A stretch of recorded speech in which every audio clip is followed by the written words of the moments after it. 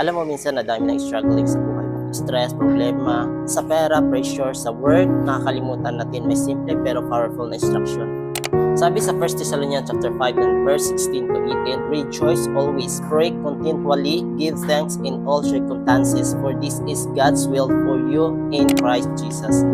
Ibig sabihin, kahit anong sikso ng buhay mo, masaya man, malungkot, mahirap, o magulo, may tatlong bagay na gusto ng Diyos na gawin natin. First, rejoice always. So, hindi ibig sabihin, magpaganap na okay ka, di ba? Kunwari okay ka, kundi magtiwala na God is still in control. Kahit may pinagdaanan ka, may dahilan para mag-rejoice dahil kasama mo ang Diyos. Pangalawa, pray continually. Hindi lang tuwing may problema, kachat mo si Lord every moment habang naglalakad ka, nag-work o nag-iisip ng sumusunod na step.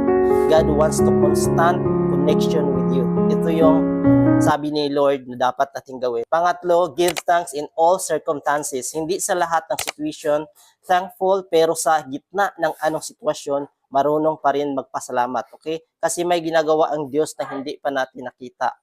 Ito ang will ni God sa atin. Simple pero life-changing. Kaya anuman ang hinaharap mo ngayon, tandaan mo, hindi ka nag-isa. God is working. God is present. God is faithful. Kaya ingat kayong lahat and God bless.